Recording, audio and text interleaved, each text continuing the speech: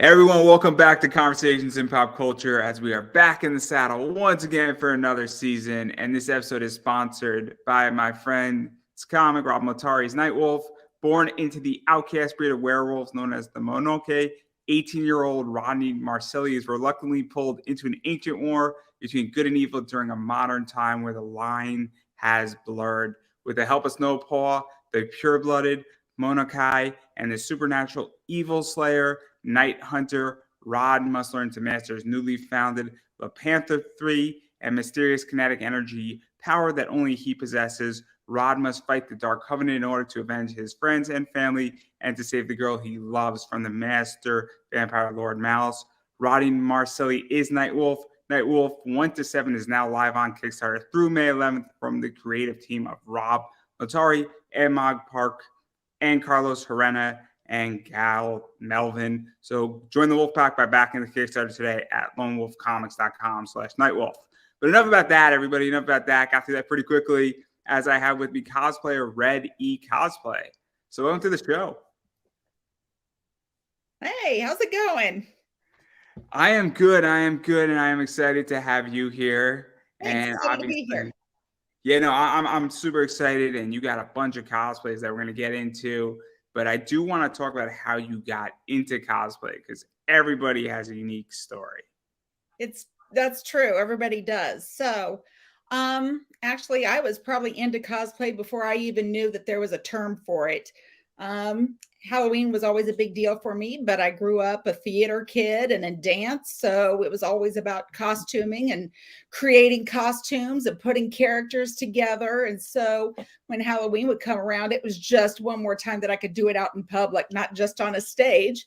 And then it just kind of started developing. I just started dressing as other characters. And I think my first one that, before that I knew was cosplay, I actually created an original character. I was a Vulcan for a Star Trek character. It was for Halloween and it was for work. And I noticed that nobody else had done something like that. So I came up with the whole backstory and everything because my dad was a Trekkie. So I'd better be ready with some answers if anybody started asking, because there would be some. So I created my my character Tarek, who was half human, half Vulcan. So it was a whole thing, and went to work like that and actually took first place in the costume contest. And I just didn't stop dressing up. And it just took a long time for me to grasp onto my geekdom and my nerddom. But when I did and found out I could also dress up at the same time and found out there was this thing called cosplay, which I was already doing, I was sold. That was it. It's a hobby. It's an expensive one, but here we are and I'm doing it and I love it. Yeah, let's actually talk a little bit about that, because I do want to talk a little bit of inside baseball before we get to some of the fun stuff. And we're going to talk about one of my favorite, I guess, franchises. No, it's not Star Trek, but I do like Star Trek.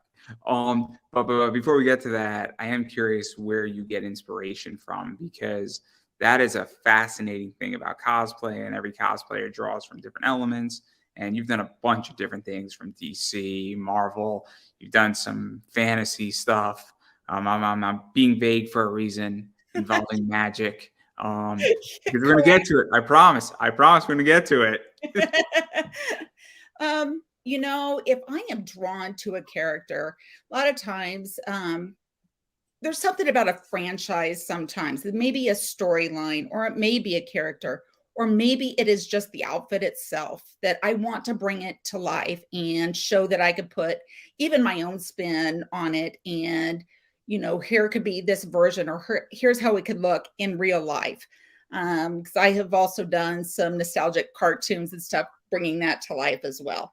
So and once in a while, I will have people bring something up to me and go, I think you should do. And I get funny about that, but then I give it a try. And then once I find myself diving into it, I kind of, it sounds weird. I'm not a bragatory kind of person, but I tend to amaze myself when I come up with something, because when I can show the people that have asked something of me, if they get excited about what they see, that is that just feels so good. It's such a victory.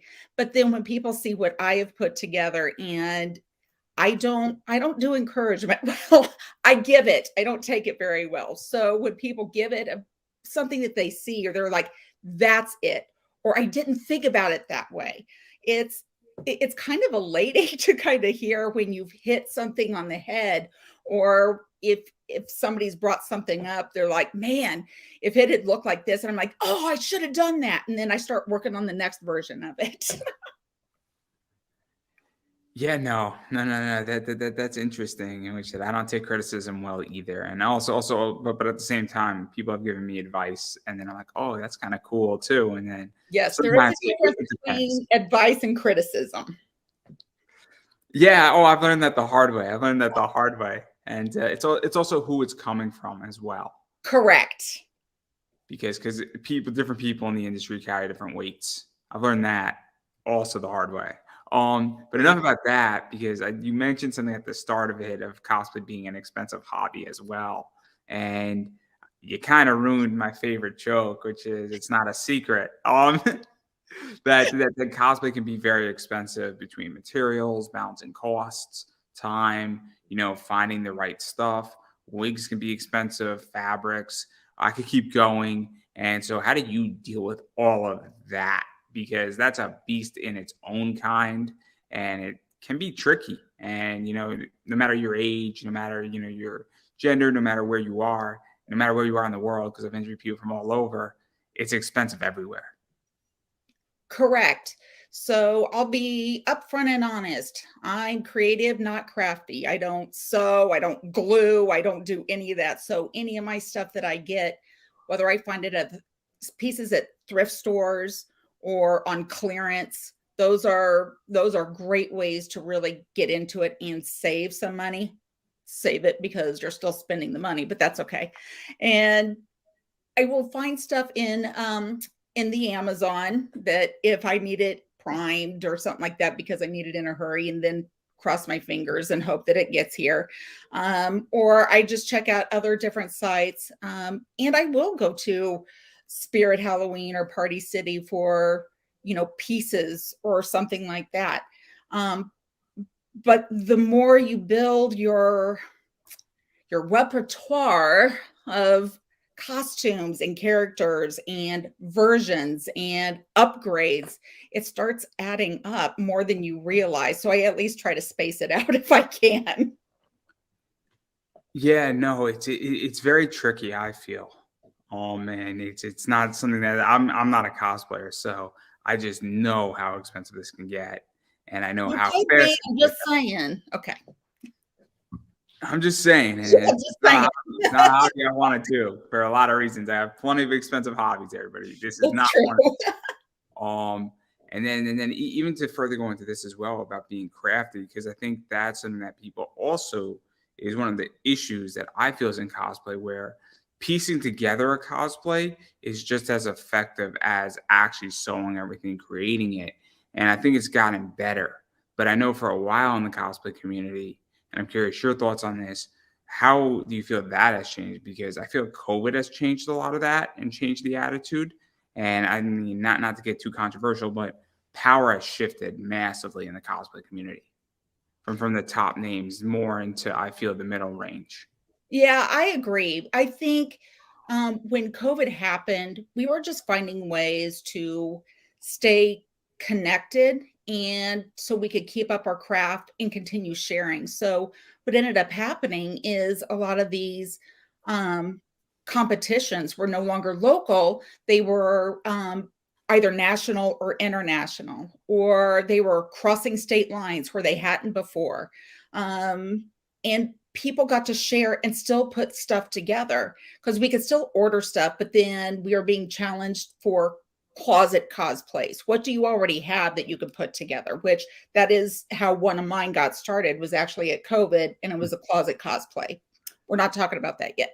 So, but what ended up happening is we got to see so many other people and so many other cosplayers and the craft and what other people were doing at home, and it continued to inspire us. So then when things opened back up, it was amazing to see the stuff that we had seen online, the pictures and stuff that were being shared or the videos shared in these competitions, these contests, and we were seeing them in real life, and we got to see the detail, and we got to get close, and then we got to hug each other because we have this camaraderie. And when it's hard being away from your people, and it's one thing to see them on a screen, but it's another to be able to embrace and then really look at the costuming and the detail, and it just became different. And I think it became a little less elite, because then people could actually share and some of the stuff. People were learning to do some of the craft stuff if they could craft.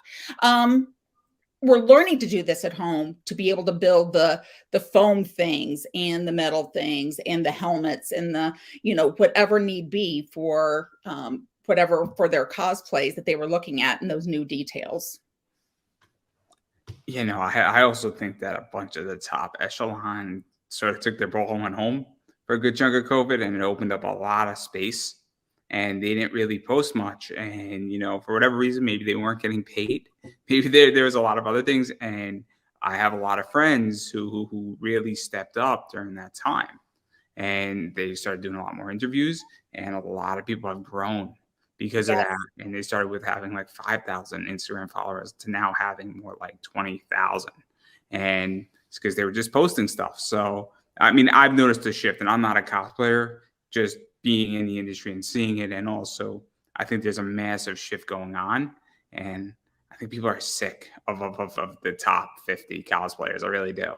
Right. Well, and then it kind of charged us up to be able to do stuff, especially once you're pinned up a little bit. And then you just start digging through your closets and what else you could do. And then when you're also backing up and you're watching the movies and reading the comics and reading the books and rewatching the shows and all the stuff coming out, it gives you more time to start thinking about how you can bring that character to life, or what character, something from that franchise or that show that you could bring to life.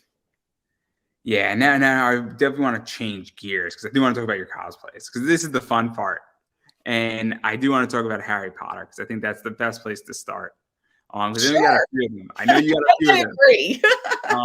And I have pictures. So hopefully these are the right pictures. Okay. I think they are. So this is the first one I want to talk about, because I like professors, and it's a little off the beaten path a little bit as far as characters, but it's also a fun character, and it's also nice to not do, I guess, the main Harry Potter cast, for lack of a better word. I try to think of the nice, delicate word. Yeah, no, you're exactly right. It was just off the mainstay, but everybody knew who Trelawney was.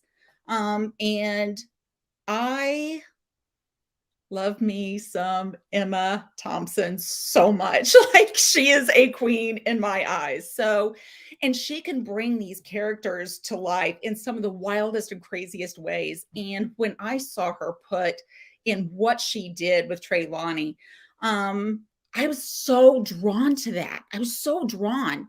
And I thought, man, if I could just pull that off.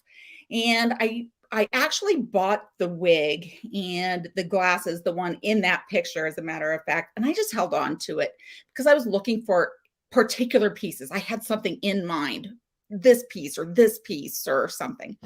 And what ended up happening, so here's the cosplay I'm talking about. So in a group that was formed because of COVID, the one who runs it, Katie, actually popped in and challenged people in the group and said, you have until midnight tonight to put together a closet cosplay from something you already have. So you can't buy anything. You have to put something together and post it up. That's what you got to do. I'm like, oh my gosh, okay. So challenge on, because it was not really announced in the morning. It was in the afternoon. So I'm kind of going through stuff, and I pull out that wig and those glasses, and I just start digging. And I found enough boho stuff and necklaces and that kind of thing. And I just threw the stuff on. And my older son already had the cup that he had given to me that was in one of the boxes that he got, one of the mystery boxes. and he figured I needed it more. And that was before COVID. So he figured I needed that cup more. So I grabbed the cup and I posed, and I had my younger son take that pic and I put it up. And honestly, the rest is history. That is the first pic that was taken of my Treylani. That was a closet cosplay because I'd already had the wig and the glasses and obviously everything else. So put that in, and actually she was chosen, won the challenge. And so that was just such a fun thing to do. And I love doing Treylani. I bring her out when I can. She is so much fun, and people seem to love her. And then talking about another character right here. So I think everybody knows who this is too. And I'm purposely not mentioning names because I think it's more fun not talking about names here. But obviously it's Bellatrix Lestrange. Yes.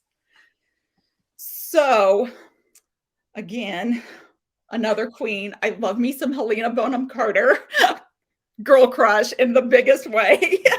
And she is on a different level, same but different than Emma. So she brings these other wild characters to life, but she's got that dark side that can just and I've apparently already entered my villain era, so it just seemed appropriate to go ahead and bring these together and give that a try. And I love bringing evil characters to life. I love it.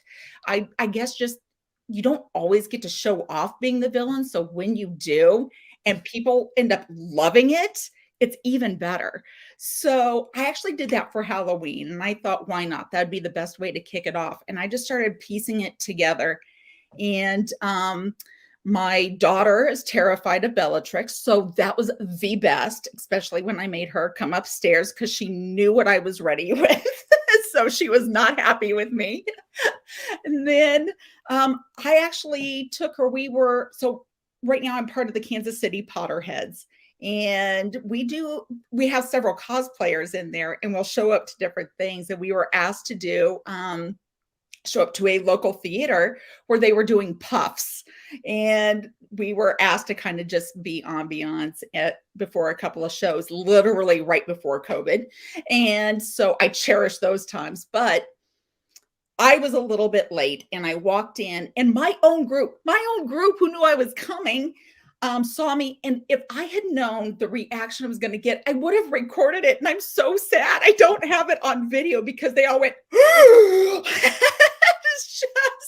it was the best. But I got to do the laugh, and it just resonated through the mall that the theater is in. And it is a blast. I think another person in that group is always terrified of my ability. I think that's the word they used. It's something else. It's something else. And obviously, I mean, there's like one or two more I want to talk about as well, where obviously you have Tonks right here. Yes, I have done Tonks. She's still a work in progress. So those were some test photos, and I can't wait to really bring her out. I love Tonks. And obviously I'm showing these because I'm a Harry Potter fan. Everybody knows Harry Potter. And it's tricky because, when everybody knows a character, Yes. I don't want to say that people are critical, but if something's off, it's going to be noticed. Correct. We seem to have in the cosplay group of this a very kind and loving and accepting group, because there's other groups out there that do these bigger cosplay get-togethers.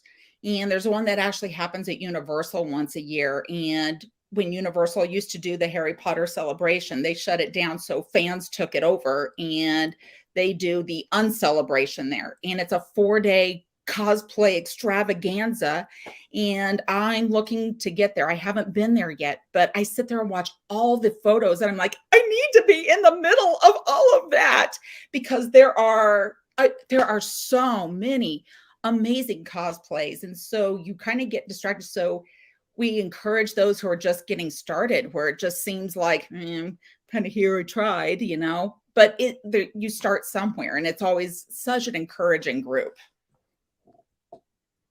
Yeah, it's magical. It Um, is magical. yeah, this was too easy. That was just too Love easy. magic. It was just too easy. I'm sorry. It's too easy. But it's not wrong.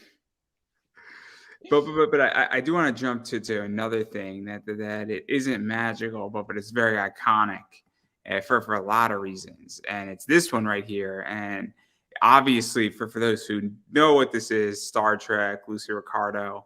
For those who don't know, Desi, the half of Desi Lou, I think, right? Desilu Studios. Yep. It did Star Trek. At least I think they did the first season, maybe the second, and then obviously things sort of went wary. But anyhow, what is that like? Because that's a very historical cosplay.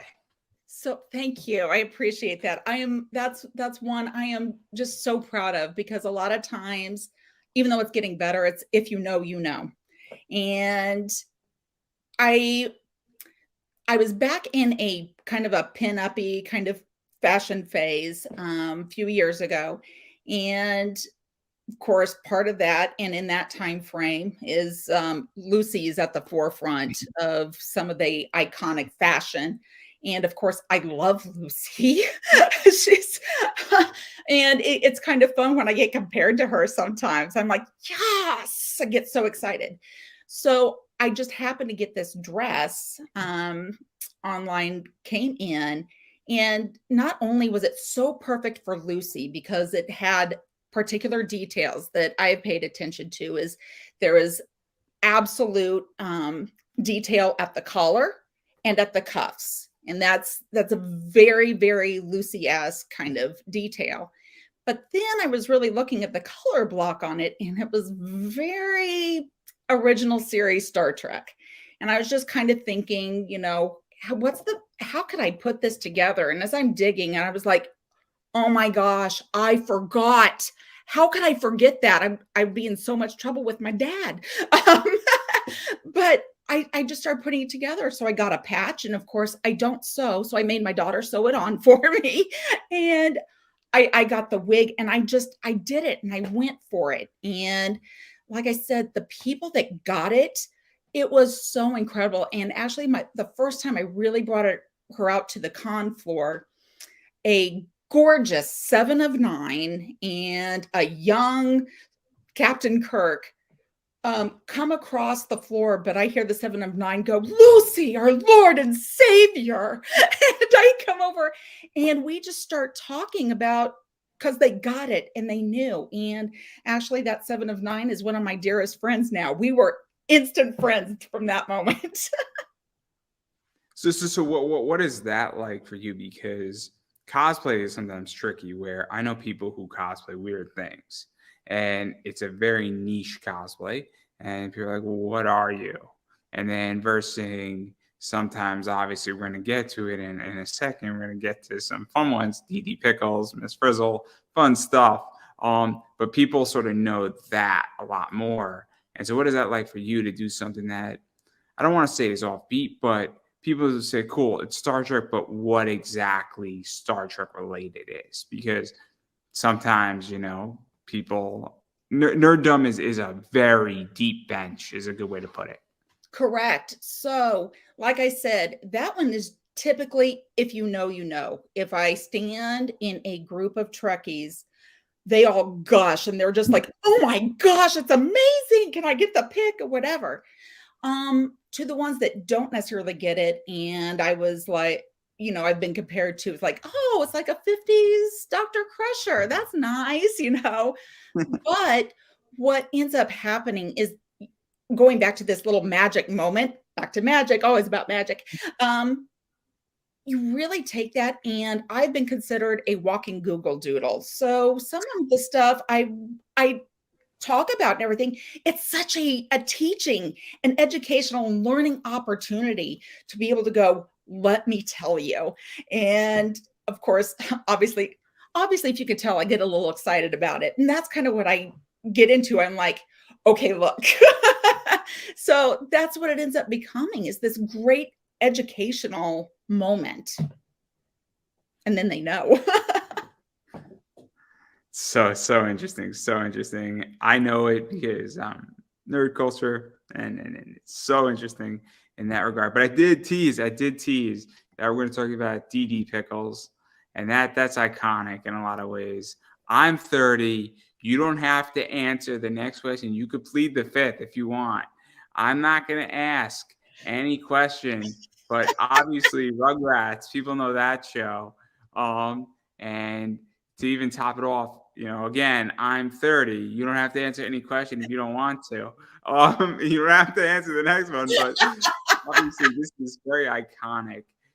I grew up in kindergarten, first grade, watching the Magic School Bus. I mean, it's Yes. so what is that like? Because I think people who are older than me know this. I think my age knows it, and it's sort of, I don't know if the new generation knows it, like a 5-year-old knows it, but I think my generation, your generation, maybe, I don't know if we're in the same generation.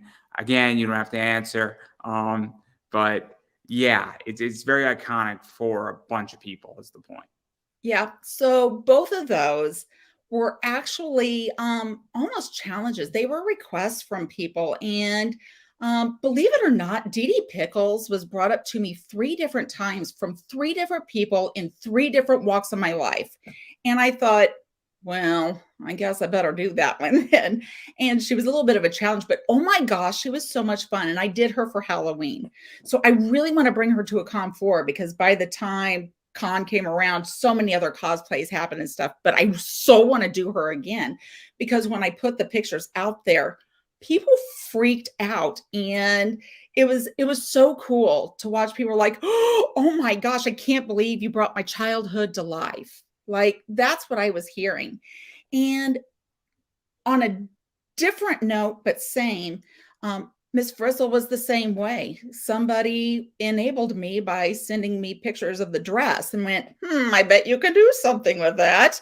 So, and as a matter of fact, I could. So I went ahead and I just started piecing things together, thinking, why not? And that one, I have taken Miss Frizzle out to the con floor, and I will tell you, it is one of the coolest things because mainly a lot of millennials. So millennials, because they grew up with that, would come up to me and just hug me. They're like, can I hug you?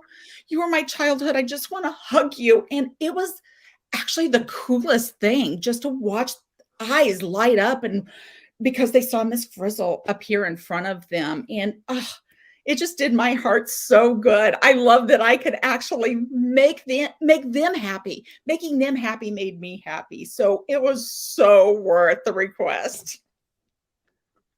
Yeah, no, it's really interesting because I know this, obviously. A bunch of other people know it, and again, I mean, I don't know if am I a millennial? I don't know. I was born in '93, but yeah, I don't remember anything like pretty much till like 2002, anyhow. So, but I do remember the Magic School Bus. I do remember Rugrats, and I think it's really interesting because I'll use this, and I don't think you've done a Pokemon cosplay, but the saying is that what's popular back then, and my generation is now having kids, and we want to show all of our children what we watched, and that's why things like Pokemon, that's why things like I think Magic School Bus, Rugrats, it's very relevant, I think, right now. And especially, it's kind of nice because we all want to relive our childhood anyway. I think The good part. Board.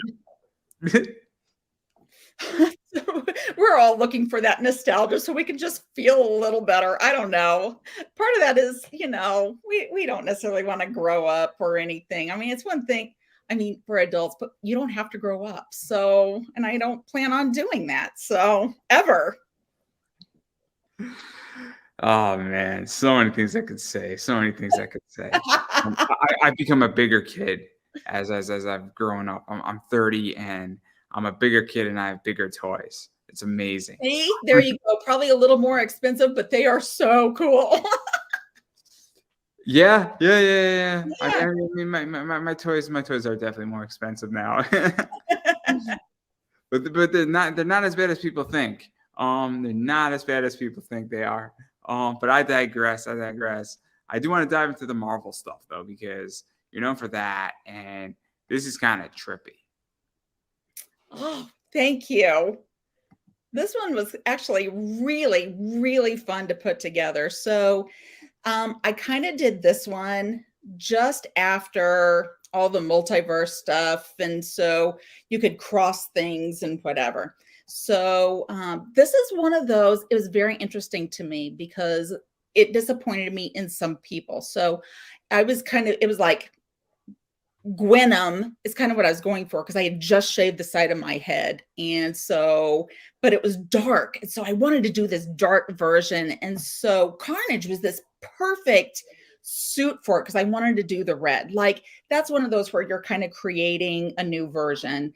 And so when I posed with that and kind of put up, that it was Gwenum, believe it or not, it was a couple of my female friends who jumped all over that and went, that's not who that is, whatever. And I was like, wait a minute, when did this become a thing? Because I loved wearing that. It was so cool to pose in, and I was like, "Ooh, I could be part of the Spider-Verse." So what is that like? Because obviously, I mean, I'm not a Marvel guy. I know a little bit about Marvel. I appreciate Spider-Man. I stopped reading after Spider-Man 700. I had like a good 50 run, and then as of 700, Superior Spider-Man, read about 20 issues of that, and I was good. I was good. So I actually have no idea on all the details of the entire crossover and whatnot. I'm a comic collector, so I probably have a bunch of these issues, but yeah. So what was that like though? That people were kind of jumping on you. I don't want to say they were calling you out per se, but definitely questioning might be a good answer. Yeah, correct. And I just found that so weird because honestly, that was the first time I really ever had that happen. And for it to be a couple of my women friends, like we're supposed to be the support system and we're nerds together and we get what's going on and the relevancy of things. And we know what happens on that con floor, and we get to see these mashups or these different versions of anyway. Even before the whole multiverse thing happened, people were doing mashups or twists on things, and so it was a little shocking to me. Just especially for friends, it wasn't even like random people like, how did you get on my friends list kind of, or followers kind of thing. It was people that I knew and loved dearly. And I thought, wow, it was kind of a slap in the face because it kind of took away some of that creativity. Um, it's not going to stop me ever, but because it drives me to want to keep doing that because it was my version of it. So, and that's what cosplay is. It's costume play. We are playing dress up in whatever that is. And so to smack somebody down on the way they're doing a character or the name that they've given or whatever actually was actually incredibly frustrating. Because I mean, obviously, again, it might get controversial, but obviously, I've seen bullying in cosplay. I've seen bullying outside of cosplay. I've seen somebody who legitimately bought their cosplay, wasn't competing, get criticized for it, and I've seen it happen. And I've seen a lot of stuff happen to a lot of people, and I know horror stories from the upper echelon to just people dogpiling in. And it's a very weird thing. And I'm not a cosplayer. It's not really my jam. I've never been targeted. I've cosplayed twice, but again, it's not really my jam. Mhm. I'm more into comics and more into that. I also want to be comfortable at a con, and I like to I get lecture. that. My side of what I deal with is not cosplay at a con. I like to talk about comics. I like to be up on a dais speaking. It's a lot of fun. But I've seen it, and I've seen it online, and it's a weird thing for me to witness it. I'm kind of just, in some ways, it's almost a deterrent, I feel, even for me to want to participate to some degree, Yeah. because I've seen it just because I'm not gonna go build a cosplay. I will go buy it, but I've seen that attack, and I'm just like, ah. So I don't Listen, really get it. I don't get it. I don't I don't understand. either. Cosplay is for everybody, and we all have to start somewhere. And if you've got the drive to build more into it, then great. Because, like I said, most of my stuff is bought. Most of it is bought. I just add my own details. Um, whether I change a belt or, do something different with the gloves or how I handle the boots or something. I'm always going to add my own little details, but most of my stuff is bought. And like I said, we all start somewhere. And in a lot of this, where we find connections to characters, and, it could be as simple as wearing a shirt, and building around that shirt and just keeping it as simple as possible, all the way to the crazy makeup and the wild wigs and the headpieces and everything. Cosplay is for absolutely everybody. And like I said, you start somewhere. I actually had a friend talk about how they started in cosplay, and theirs was very simple, very moderate. Not quite bounding, if you've heard Disney bounding or Marvel bounding, that kind of thing, where you just get an outfit together to kind of look like or be inspired by a character, but it was a little above that. And she was going into how she started cosplaying. And she said, she started in Halloween or whatever. Another friend of mine was like, that can't be posted up somewhere. That doesn't connect to anybody. And I went, hold on. I started with Halloween, connected, whatever. She's not alone in that. I'm not alone in that. And a lot of people get to use Halloween as a jumping point to try out a cosplay or throw on a onesie, whatever. It doesn't matter. Because if you could wear a onesie at Halloween, you can wear the onesie on the con floor, and it should be fine. And so I will step in and encourage anybody's cosplay as being great, because they started somewhere, that came from then, that's their heart, and that's their vision. That was a lot. I'm just letting you go. I'm just letting you go. Okay. No, it's very interesting, and I've also seen just the behavior outside of cosplay be very, very complicated online. And I think the whole online space is complicated.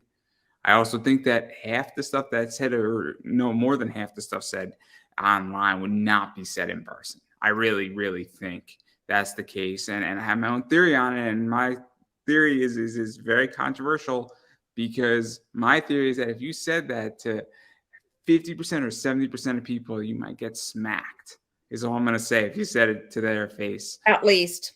So I really think it, and I don't think anything would happen to half the people who'd smack that other person. I really believe that, because especially at a con, yeah. floor, I don't think anything would happen. And I've been the victim of some stuff online, and I know it wouldn't be said to me in public to my face. I know it, because, and I think it's a behavior problem. And I do. I get really frustrated when it is one thing. It's not a good thing, but it is one thing when Joe Schmo doesn't get what's going on with what you're wearing.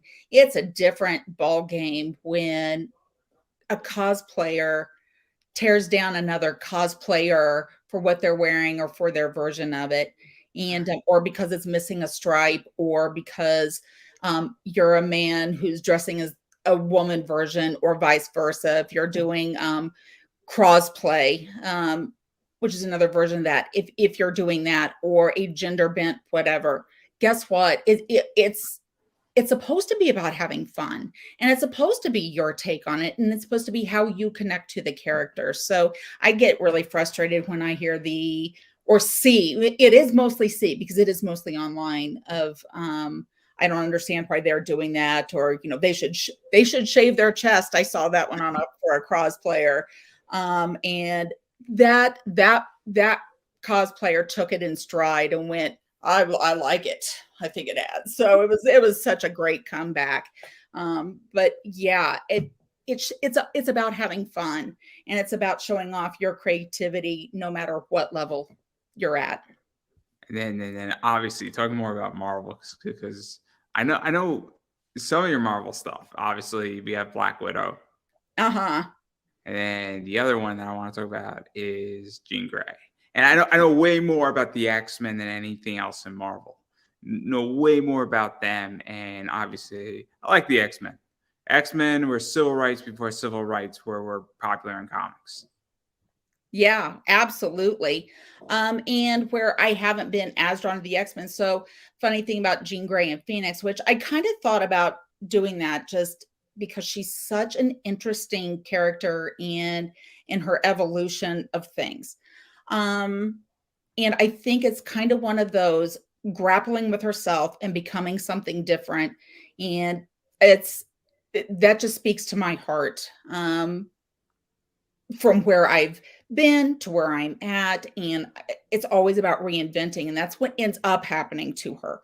Um, and Phoenix part always, is to my heart too, and it kind of ties a little bit to the Harry Potter stuff too. It's always about rising from the ashes, and it's something new, and it's literally being on fire for something. Anyway, so that was one of those things where I thought about it and I wasn't sold yet.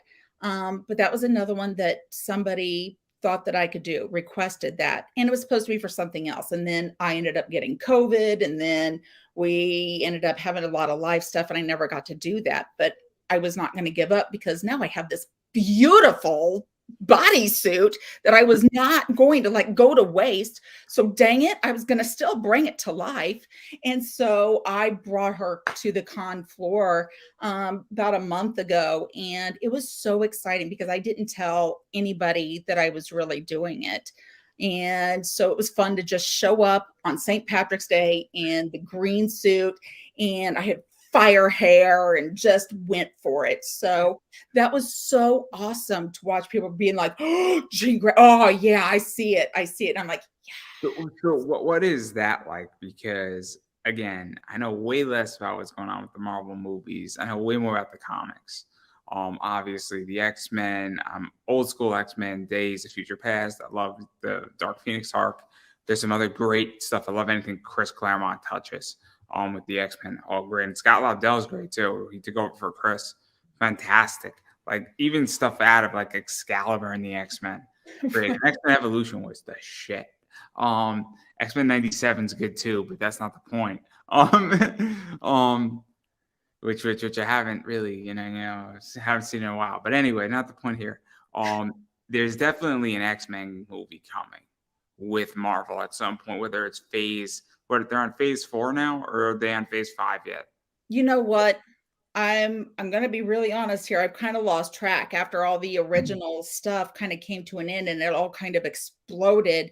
It's actually hard to keep up with the stuff that is going on right now. So I kind of catch what I can just because there was such an explosion of content that jumped out there. And it was with that multiverse kind of thought process. It was just, Oh, man, it was that confused. Vast is not an understatement by any means. So we still, my household has watched only partials of some things that were streaming, or we haven't gotten to some of the movies just because it didn't stop. There wasn't any time to get excited for something because there was already, and then this and this and this and this. So I can't even tell you what phase they're on right now. There's so much. Past phase 3. I know that much. Correct. We're at least in phase 4, if not 4.2. I don't know. But we know an X-Men movie is coming at some point. And right now, the hottest X-Men character is Rogue and Gambit. They are the hottest Marvel couple / characters. And obviously that leads way into the X-Men. There's obviously going to be a big push for the X-Men soon. And so what is that like to be ahead of the curve a little bit on that one? Because that's kind of the next big thing, because the Avengers are sort of dead at the moment. I mean, nobody really cares about Captain America. Nobody cares about Iron Man right now. Some of them actually are, but that's beside the That's terrible. That's just terrible. I'm so sorry. No, it's terrible. But you're not wrong. That's the problem. Right? Okay. So, but actually it was really awesome. So when it was even brought up to me to do, again, I always have, it's that self-doubt. Even if somebody wants to encourage me, I freak out. I shy away from that a little bit because I'm like, you're talking to the wrong person, because you're not seeing what I think you're saying. Like you are wrong. So that's my brain bully doing that to me. So I'm aware of that. I just need to figure out how to stop. Okay. Beside the point, brighter note.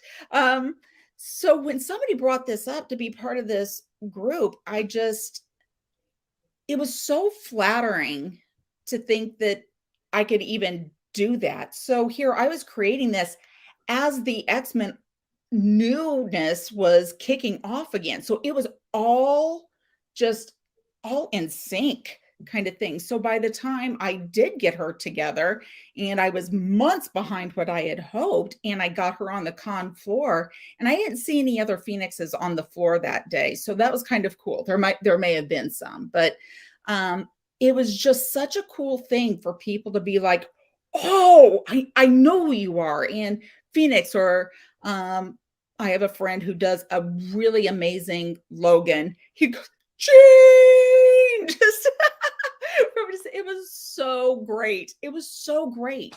I just loved connecting with people on that level too, knowing what was coming. Yeah, there's a lot of stuff coming. I don't really know what they're gonna do though. I don't know what they're gonna do because X3 was rough. Listen, I'm here for the ride. We're gonna go with the flow, and not all rides are great.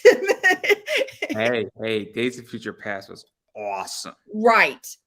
So listen, some are amazing and some can't be. But some of it has to move the stories along, and then you just got to deal with them, and then you get to the good stuff again. So that's how that works. X3 was rough. Is the end of that conversation. X4 Days of Future Past was awesome. It was awesome. It's just awesome. The whole thing was just fantastic. Yeah. But again, I digress. But it was a concept issue. It wasn't an acting issue. It was a concept issue. But I love the X-Men. I love the X-Men. I will say this though, and people disagree with me. I think the Teen Titans could take the X-Men any day. I really think they could. I think the Teen Titans, the full Teen Titans, could take the X-Men any day. I think it depends on how it's written. No, they've had. I always go back to something like that because, like you said a moment ago, man, maybe the concepts or whatever, maybe the concept was there, but man, how it gets written. But it would be so much fun to watch it go down at least. There's been crossovers between the X-Men and the Teen Titans. That's why I say the X-Men and the Teen Titans are very similar, because the X-Men and the Justice League doesn't work. Correct. The Avengers and the Justice League work. The Batman and Spider-Man work in a lot of ways, because that's been crossover too. Tell me about that, where they are in that age level and figuring out where their abilities are. And when you've already got the groups who already know and they are just already established, you already know those are the ones that should go against each other, like Justice League and Avengers. That it would make sense. Teen Titans and X-Men, it would only make sense, and it would just be weird for all the other stuff to happen. But we've seen a ton of heroes on a screen at one time, so I don't know. It could get really interesting to watch this whole. It's never going to happen. Everybody, it's never going to happen. I would love to. No, it won't. This X-Men movie, I think it'd be awesome. I think it would break the internet. I really do. I think it would be awesome. Avengers versus Justice League. I mean, oh man, that'd be great. That'd be a great movie. It'd be wild. Right? But we're never gonna see it. We're never gonna see it. We're more likely to see Scooby-Doo crossover with Resident Evil. Oh man, don't tempt me. Think about it, right? I have this thing planned out. I have the whole thing planned out. And when I put it up on Facebook, everybody jumped on me and said, that can't happen, man. I'm like, but it can. It's perfect. A mystery in the Spencer Mansion of Resident Evil 1 would be the greatest thing ever.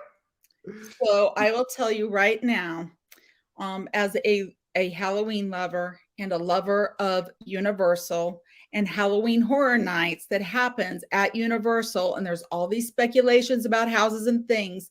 People always picture Scooby-Doo because that is part of Universal. They've got their whole thing there.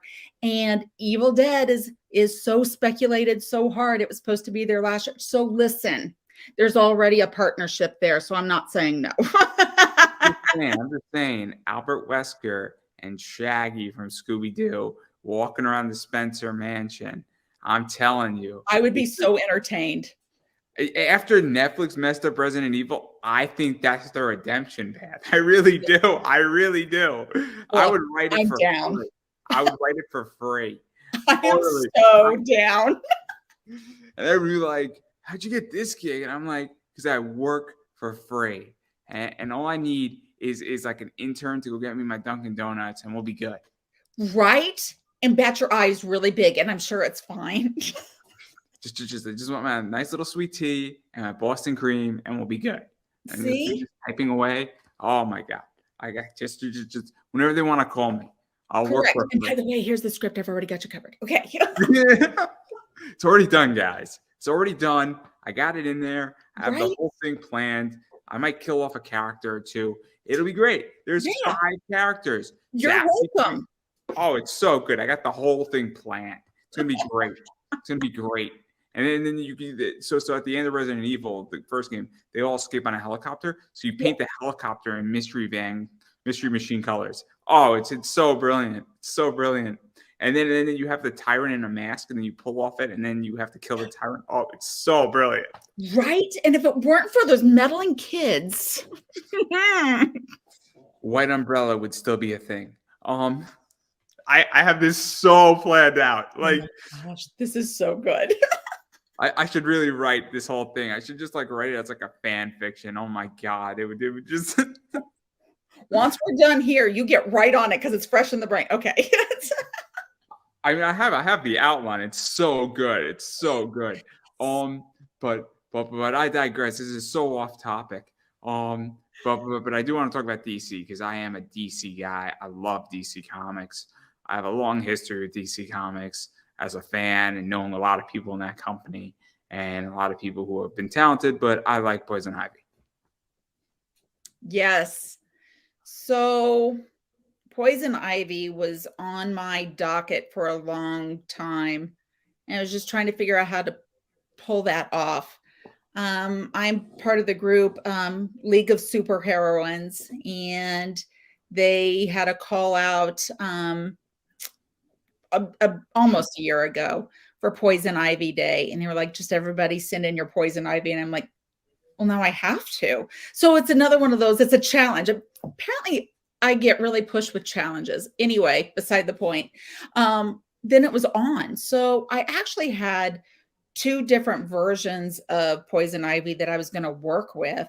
And I had kind of a boho one. And then I had more, a little more comic-y kind of thing. And what ended up happening is I started putting pieces together, and I just came up with this green goddess Ivy. And that's what stuck. Like, I'm like, oh my gosh, this is it because this makes sense. And that's how that went. And I had way too much fun posing for pictures to only be able to send one. So what is that like? Because this is another character that has taken off for a few reasons. I think, obviously we're going to talk about Harley Quinn in a second. I love Harley Quinn. Harley Quinn, I think, is DC's #1 bestseller. I love everything that Harley Quinn does. And obviously there's the adult show that happened. I think there was, T. Franklin did a book with Harley Quinn, like the animated series was sort of a continuation. And I enjoyed that book, and that book sold a lot. So, and obviously Poison Ivy has gotten a lot bigger. So what is that like for you? Because I'm not exactly sure the exact time you did Poison Ivy, but it's a very recognizable character. So no matter what version you do, whether you make one up or whether you use the comics or you use a movie version, whatever, she's going to be very recognizable with that bright red hair and anything green, leafy, kind of that foliage, kind of something on her somewhere. No matter what, somebody's going to look at that and think Poison Ivy. Even if you're not trying Poison Ivy, if you have those pieces together, that's automatically what people think. And so it was just so easy to just be able to go out in the greens and that kind of thing. And I just love the thought of the vines and stuff coming up. And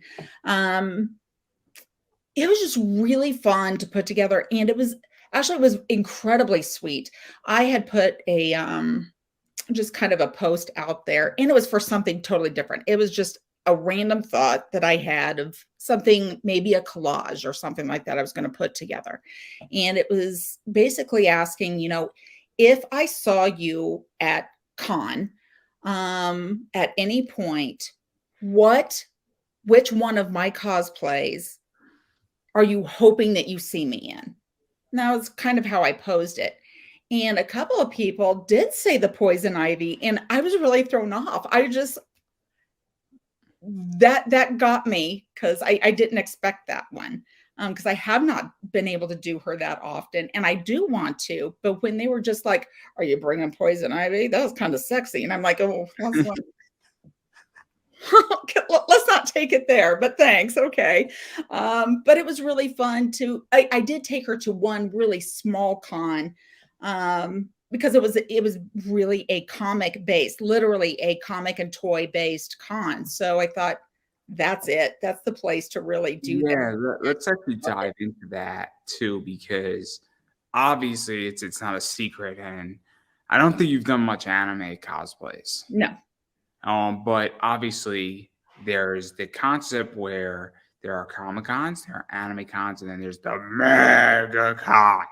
I really wanted to do that. I'm sorry. It was You have to say it, otherwise you're wrong.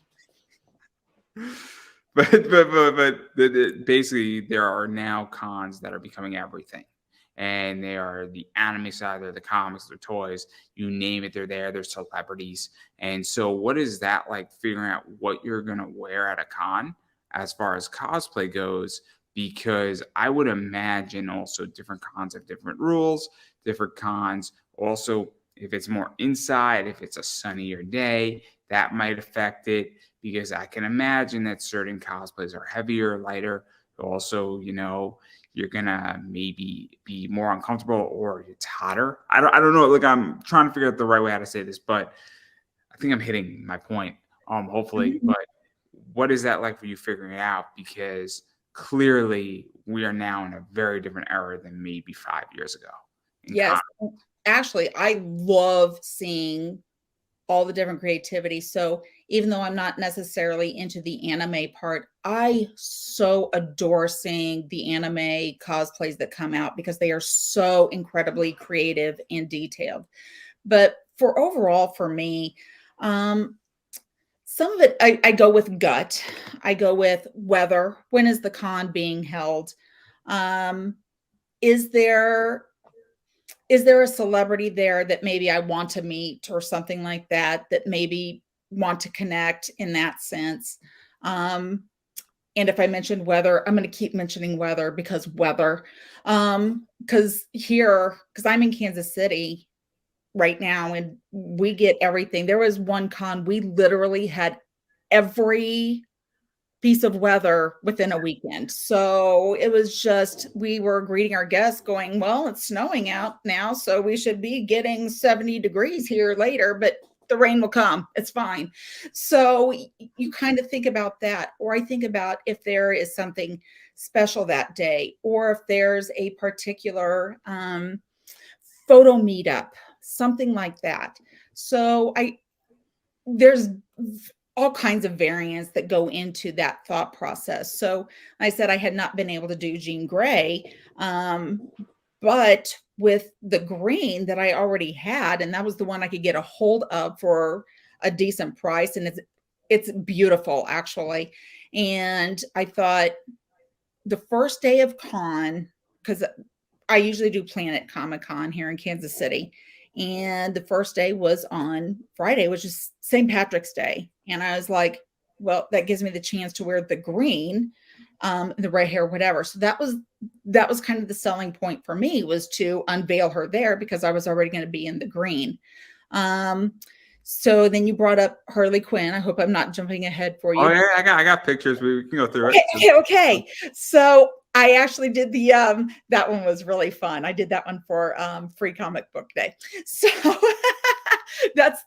that'll be something right there. If you could see the comic I'm reading, it's Deadpool kills the Marvel Universe. It's great. So, because I love that crossover. Anyway, Well, it's time to go, guys. I'll see you all later. right. So, I actually got the Birds of Prey overalls to wear to a Mardi Gras kind of thing because it was perfect. And they are comfy and they cover, like literally, because they're overalls, and they had pockets and whatever. So what ended up happening is, well, I already had those. So right there it is. I didn't know if this was that one. That's why I wanted to make sure. Yes, that's the one. And then I thought, well, I have done the Harley Quinn before when I did Free Comic Book Day, but now I've got these overalls that are comfy that I could wear on the con floor because it's comfy. So I totally pulled out the whole Birds of Prey kind of thing. And I was like, I'll give it a try. I'll give it a shot and I'll do it. And I decided to just do it. So I did it.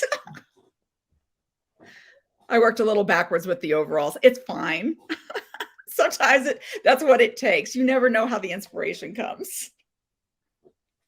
So let's even dive into Harley Quinn a little bit, because obviously I sort of teased it as well, where Harley Quinn is Poison Ivy's partner in a lot of ways. And Yes. partner in crime, partner in selling a lot of books. They've done a bunch of fun covers. They've been on Archie. They did a crossover with Archie. I mean, it's ridiculous. It's Correct. so ridiculous. It's brilliant. It's brilliant. Dan Parrott is brilliant. His cover is brilliant with them. But what is that like for you? Because again, it works, and Harley Quinn is DC's most popular character. She's their best seller in so many ways, and it's definitely popular, and it's only getting bigger. And there's a million Harley Quinns now at every single con. Is this exactly right? And I actually love seeing all of them because that's another one where you could do any version of her, and it could be spot on or it's not spot on, but it's still as great. So this big draw of Harley Quinn that started out as literally this nameless character that ended up with this really great voice that came out of nowhere, that all of a sudden got a name because she was just like Joker's wench woman, or and the fact that you can come from that of absolutely nothing but showing what you've got and making it so big that she is one of, you're probably right, I think she is top number one in DC right now, especially in the women and the sirens. And I think it's very relatable too with her, so being so manipulated in a relationship. And when you think about that, it is so relevant right now, and it's actually really deep and dark. And to be able to climb out of this abusive relationship and to find yourself, that's really why I like Birds of Prey. It was just that freeing thing that she could be her own person. I mean, she cut off her hair and it was all messy, and doing her own thing and hanging with the girls and just reconnecting with herself and really taking charge of who she is.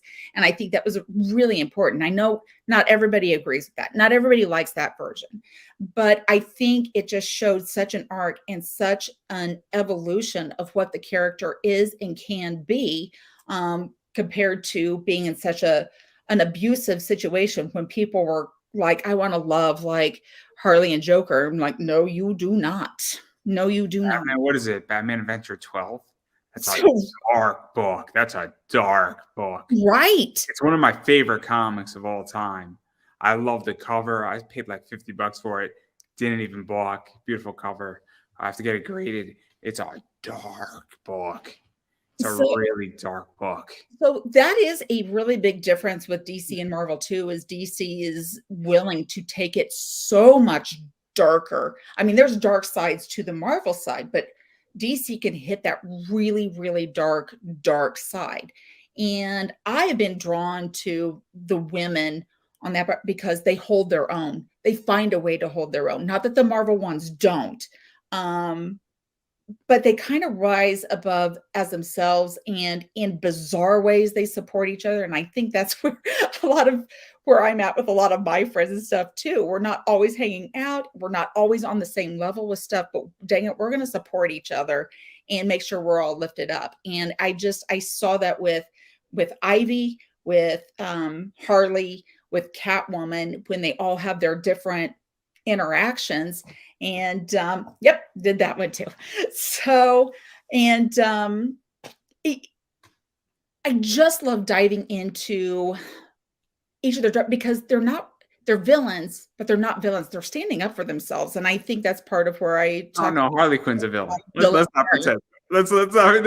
Yeah, I've been in my villain era, and here they were, and these strong women, and I'm like, they're already there. I can attach myself to them, all of them. It's interesting. So Catwoman is an anti-hero in a lot of ways. Yes, I don't consider Catwoman is not a villain, but she's not a hero. correct. Harley is a criminal, no question about it. So is Poison, Yes. but it's fun to read it, and they're doing interesting stuff. And their comics, it's more gray than black and white. But if you put Harley Quinn against Batman, they're never going to be on the same team. That is absolutely correct. Entertaining, but no, not on the same.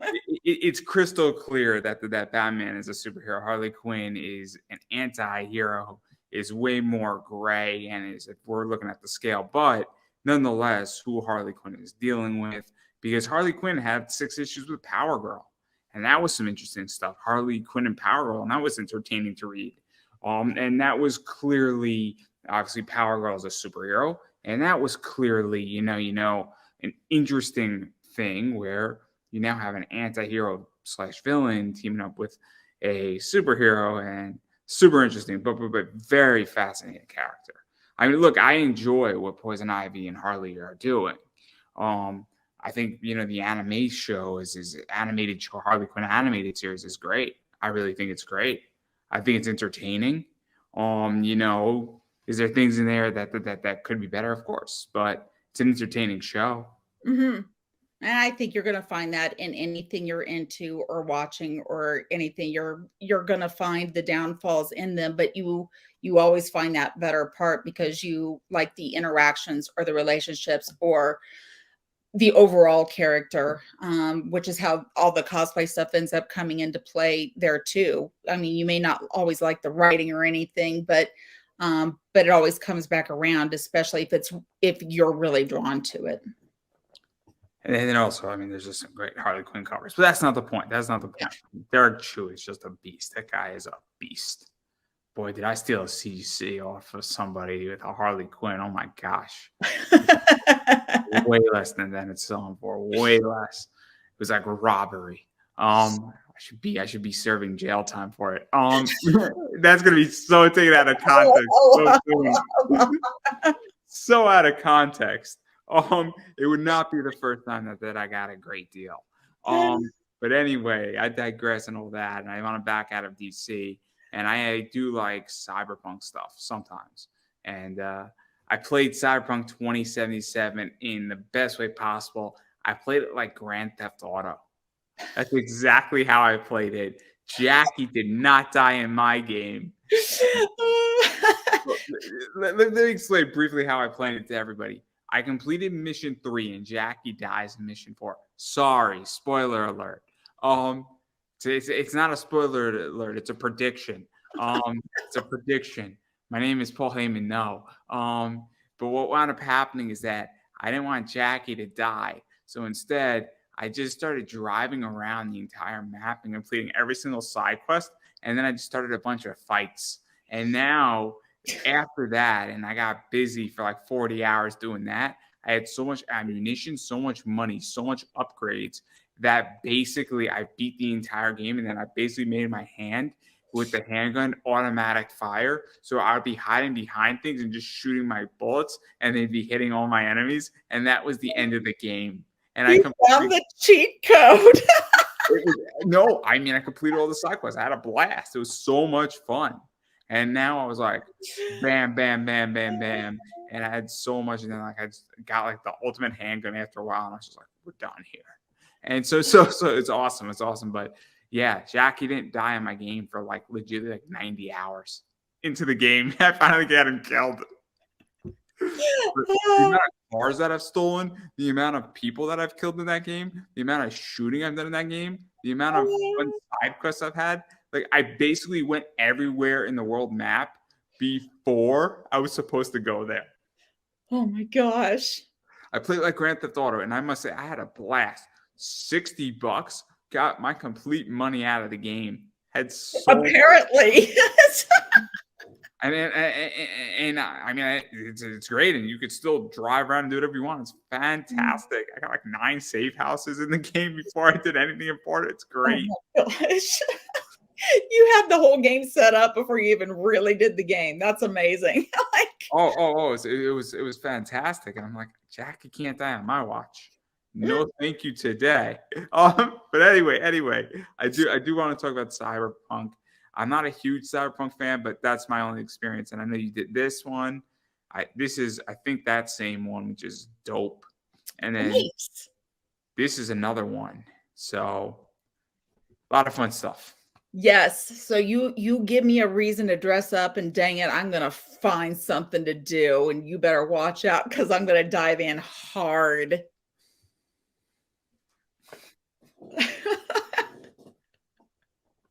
I don't have anything else to ask about Cyberpunk. Again. That's all I know. I had a blast in the game, and I know you've done that, and this is pretty sweet. I adore that shot. I was so excited when that one came out. I've got some more that are getting ready to come out, and I am so pumped for them. One of the photographers I worked with is actually putting together a whole storyline of some of the stuff, and I was like, oh yes. So that's going to be pretty exciting. Yeah, no, and these are just a few. These are just a few of your cosplays. I know I missed a bunch. I know you've done some Disney stuff. I know you've done some other stuff too. But obviously, I just wanted to pick the ones that I wanted to talk about that I think that a lot of people know. And obviously, you got a lot. I think I missed maybe like 10 or 15 of them. You know what? I don't even know how many I do. I come across them. I'm like, oh yeah, I do that one too. But I do want to back out of your cosplays, and I am curious how you view the industry because we touched upon it a bunch, and I think it's really interesting. And again, I'm not a cosplayer, but I definitely am a spectator. I am not a journalist, but semi-journalist in this space, I guess is a good way how to put it. I speak to a lot of people, and where do you see the cosplay community going? Because it's been through a bunch of weird stuff. COVID has changed everything in con culture, let alone cosplay. And I'm been very open about this, where I think the upper echelon has actually been challenged. The top 50 cosplayers are not where they were before COVID. And I think it's been democratized in many ways. And I actually think it's a good thing. I think they've lost a lot of power. And that doesn't mean they're not still big draws, but they do not have as much influence. And the reason how I know that is a lot of them are teaming up on vacations, filming content together, and doing Instagram posts together, but not showing their views with that. And that's how you know that there's something else going on. And it's pretty evident. And if that's controversial, well, I guess then I'm controversial.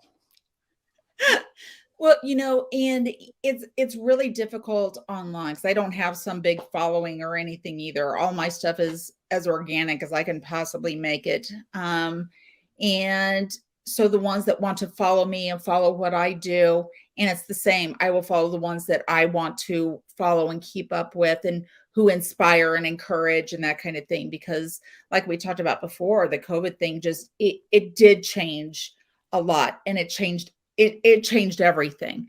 And the Fire Nation attacked after, but that's not the point. You correct. Correct.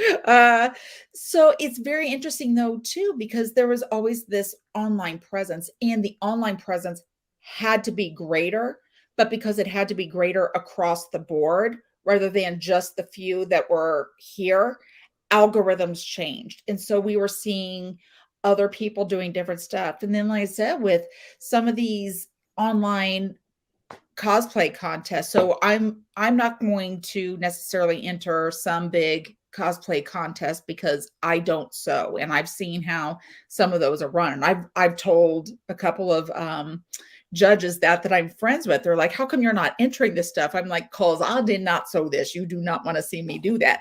And because a lot of that stuff gets judged on and the creativity in that. However, the online stuff was so much easier to enter during that COVID time. So you could enter a video or photos of you in cosplay, depending on the theme, the category, the whatever.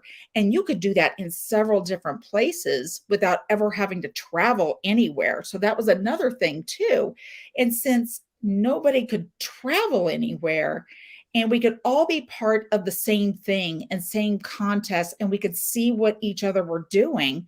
I think it really started bringing more together, because now I see more people reaching out even across regional lines that maybe didn't, maybe you had no idea these people existed. And actually, I was really disappointed. There's a cosplayer that I follow and I'm very impressed with, who does a lot of stuff on the West Coast, who actually came to Planet Comic Con for a particular celebrity grouping. And I did not realize they were even there until they posted pictures. And I went, wait a minute, you were here and I missed you. And they were like, yeah, I didn't realize this was the con you were at. We should have met up. And I was like, but it's just amazing because we can find these. And, it's fun to watch other people post pictures, or you see some of them crossed together, at other cons, because now we can travel to these different places again. And you see them meet up and like, hey, I know that person, but because we've kept up or whatever. And it's fun to be able to keep up like that. And it is so much more across the table now, rather than pandering. Sounds so bad because they are still so talented, but that upper group that were dominating everything, and that those were the guests and everything. And I've seen a wider array of cosplay guests now. And that is incredible to me too, because I see so many that are so deserving of getting these tables and these booths and these judging titles, and, being able to do so much more because now they are also being recognized. I know a lot of people who have gotten opportunities, and I see a shift coming. I do. I really do. And it's going to be ugly. And I think it's started, and I think it's actually going to get worse. I think it's going to get worse because I think what's going on is that I don't think that these people, they sell tickets, but I don't think they sell as many tickets as they used to. And I don't think that that's the key. And I even think certain celebrities aren't selling. And I think we're going to get a massive culture shift. And I think it's coming. And it would not surprise me that if you have major podcast guests and even small podcast guests at cons, and that there's a massive wave coming, because let's be realistic here. I mean, I haven't been to a con in 4 years. There's a good chance I will never be back. I run an eBay business, and I am making more money than I've ever made before playing and buying and selling comics. And I get all my merch pretty much online, and I don't need to go to a con. I don't need to be there to make more money, and I have more time. I'd rather sit in my house on my Saturday and just run my eBay business, and then I'm still in my house. It's like, and I don't miss it. I don't miss it. And I'll be very honest. I think there's people who in the cosplay realm, they're going to be better off online anyway. Yeah. So it was very interesting because another friend of mine and I, who were just talking, were approached by a guy doing an interview. And so we did this interview together, and she was dressed as Stripe from Gremlins, and I was dressed as Phoenix. And, because you get to see these crazy mashups of friends talking, and from all these different genres and everything, as we all know each other. So that's always fun to see in these interviews. And one of the questions we were asked was, let's say there was a con happening and the celebrities weren't part of it and the guests weren't part of it, would you still want to come? And for us, the answer is yes, because we get to be within our people and our creativity. And I do think it depends on the person and what they're looking for, and like where you're better off at home doing your thing. There's people who want to have that face to face, and maybe they're going to make some good money, and maybe they're not, but they've got their face or name out there because of they somebody knows somebody, and so you can go by theirs. I have friends who are creators that go out there, and that's what they look for, because then they get to see people who know their work also and get that instant gratification that sometimes that we need, and sometimes we don't realize we need it, but there it is. Yeah, So well, I don't need it. I just need people's paychecks to go to me. see, there you go. That's what I've come to realize. I'm very honest about it. Is that Yeah. I used to. So I used to be on the con scene, and I was doing panels, and I did about 50, 55 of them. And all I wanted was a thank you in the program when I first started. And then it got to a point where I said, cool, can you give me a food stipend? I'm doing 6 panels. Can you help me out a little bit? Can you give me that thank you? Because all I want is a little bit of a gratification, so that if I approach a guest, I say, oh, I'm in the program too, and maybe I can get an interview out of it or something. Mhm. None of these cons did that. So now I approach cons and say, I want to be paid. And I say, look, years ago I wanted that gratification. All I wanted was a thank you. And now I've come to the realization that they weren't going to grant it to me. And so I stopped going. And so when I sell a book on eBay and I'm making my profit, I'd rather have that. It's been crystal clear, because I was doing it for almost 10 years on the con circuit of just doing fan panels, starting at the age of 19, and after a while I said, look, I'm not getting a thank you. So I would rather go make my money, and I don't need to be told thank you anymore, because plenty of customers, and I have repeat customers, they want to buy from me. And to me, that's the ultimate gratification. Sure. And that's what's happened to me. And that's why I haven't looked back. And COVID only expanded that. And I'm only growing the business. And to people's demise in what I'm doing, who are close to me, I'm not a fan of it, but it's working. And so there you go. Yeah, I I think don't need to thank you anymore. I just want to be paid. right. I've been very honest about it. I have no problem admitting it. And people do not like hearing that. But at a certain point, who cares about glory or clout when the only thing that matters is that the more money I have, it's not about more money, it's about more freedom. It's about me buying back time. And that's what it's about. Because if I had $10 million in the bank, I could do whatever I want for the rest of my life. That's not wrong. That's not wrong. And I And think people found where their passions lied and what they needed to take care of them. So whether you're on the con floor, you're doing stuff at home, you're doing online stuff, or you've got a storefront or whatever it is, I think we're all kind of grasping where our passions are at and what we needed to take care of us, whether you needed to be around your people. That's me. I'm an ambivert, but I'm, it surprises people because I was a big extrovert, I think, but funny. sometimes people, that's all I got. Sometimes people. See, it's funny because I am very much an extrovert, but I don't want to be around people anymore. But I'm interviewing people virtually, and Right. I don't have a problem interviewing somebody physically. I enjoy interviewing. I've done it before. But what I find is that it's actually, I can basically interview people, and I've been doing it for 10 years, interviewing people virtually all over the world, because I can't travel to Japan. So that's why this is so efficient. And I was doing a lot of this in COVID. And that's the whole thing, is that I'm very extroverted, but it's so much easier for me to do this virtually, Yes. because it eliminates barriers of travel. Exactly. And that's where a lot of that connectivity and what even the playing field for, a lot in, as you said, the industry or whichever industry, whether it was something like this. People could interview people, and the podcast just exploded in that kind of thing, and online interviews. And I mean, it came from the whole Zoom meeting thing, and we've just made it better, but it's also so much more accessible now. And it's so much more accessible to, find costume pieces or whatever. And we have just found ways to make this work and for us and what happens for us. I COVID was terrible. It was terrible for everybody.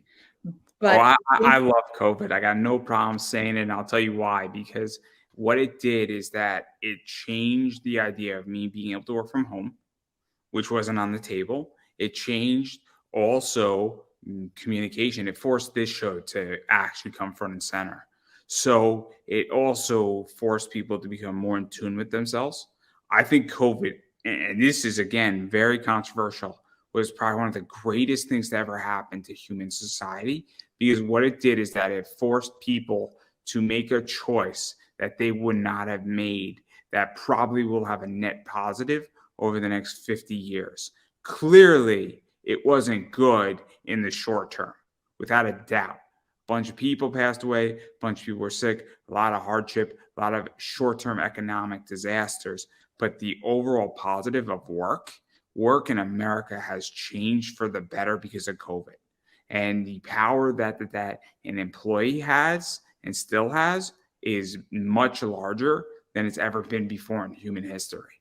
And I know people who, in my company that I work for, moved to Florida and they're still employed in a New York company, and they come in once every 3 months. They basically stay in a hotel for 2 days, and then they're in the office, and then they're back in Florida, and they're much happier, but they're still employed at their company at where I work. And so that's why I say it's been, I think, one of the greatest things. It's a very controversial thing to say, but it's changed my life for the better. yeah, and I think, that's what I was going to get at was, it was terrible because I did lose people.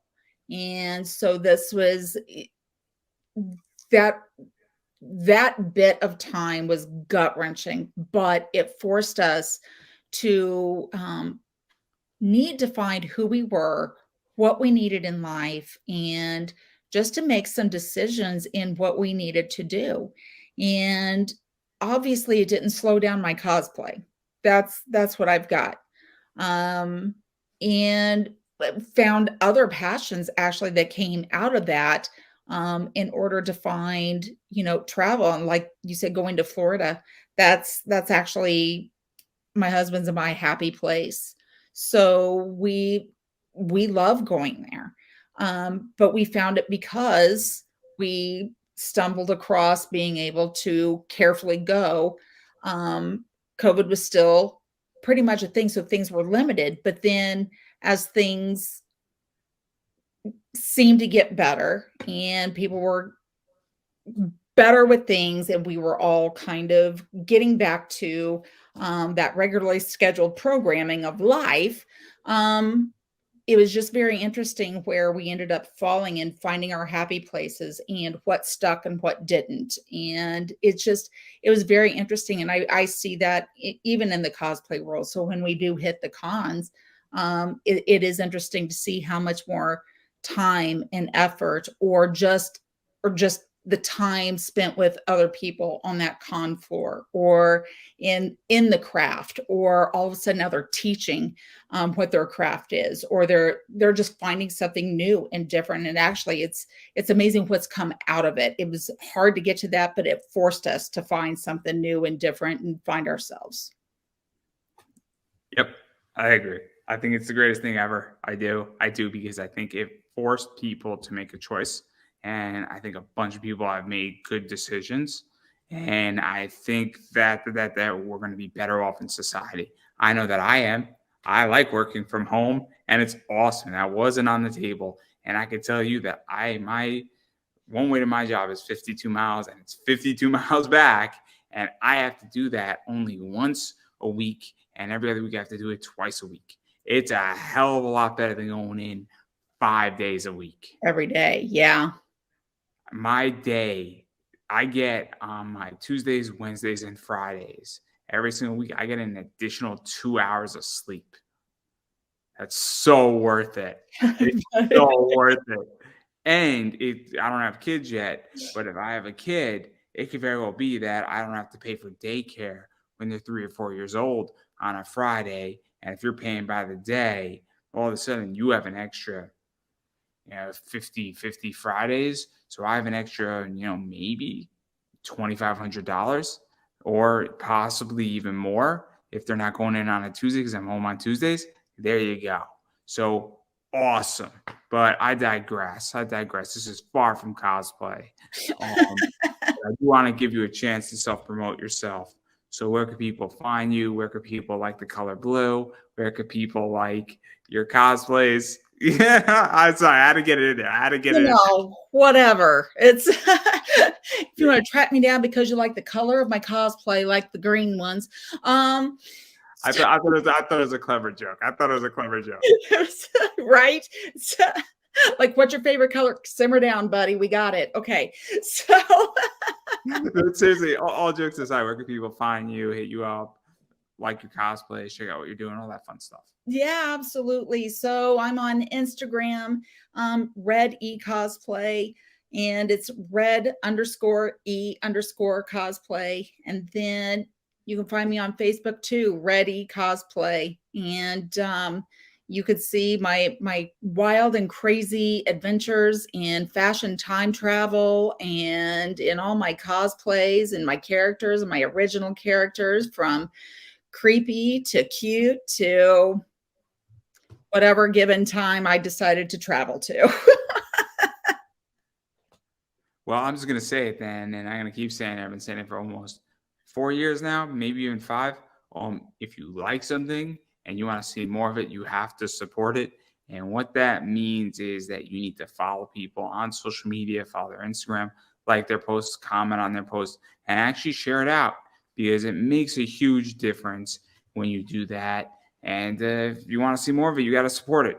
It's that simple, and it goes a long way. A like and a follow can go a very long way for anybody. When somebody's having a bad day, it could change their day, make them feel better. Even say, hey, I love your cosplay. And Instagram's free, Facebook's free, Twitter's free. All that stuff is free. So obviously it's not going to cost you much money to do that. And then if somebody has buy me a coffee or merch or anything of that nature, you got to buy their merch too. That goes a long way as well. And believe me, hobbies are expensive. Cosplay is expensive. So I would imagine that all support. If you like something, you want to see more of it. Again, I'm going to keep saying it because I can't say it enough. You need to support it. But about me and what I got going on, obviously I am Pop Anime Comics on Twitter, Instagram, Facebook. I'm also Pop Anime Comics on YouTube. I have almost 500 interviews on YouTube. There is a boatload of content across every sector. And I mean every sector. I have legitimately touched every sector at this point. I'm an interviewer. That's a lot of binge watching, my friend. And I have shorts and I have micro content. So there's a boatload of content. There's like 955 videos, and I have a lot more coming this year. And I'm constantly doing some interviews. I do anywhere from 3 to 5 a week. So there's always something going on. And if you miss it and you miss it live, you can watch it replay. So there's a lot of stuff out there, and I promise you, and I can assure you that you might get smarter watching me. I can't make it crystal clear that you will, because I can't predict the future, but I will ensure that you will be entertained. That I can promise. And so that's all I got for everybody. If you would like to buy me a coffee, I am independent media. It is not necessary, but I appreciate supporting independent media. But more importantly, I really appreciate people subscribing on YouTube right now, because I am two away from 510. I'm at 508, and I am 2 away from 510. And the goal is to get that done before May. So I appreciate all support on that front. And it's free. And if you don't like it, you can unsubscribe at any given point, everybody. But that's all I got. And I'm going to give you the final word. So I'm just saying, take care of yourselves. Cosplays for everybody. Just keep encouraging each other, keep encouraging the craft, keep encouraging the creativity, and love each other. That's what we got, because we're all we got. And I don't think I could have said that any better myself, everybody. And that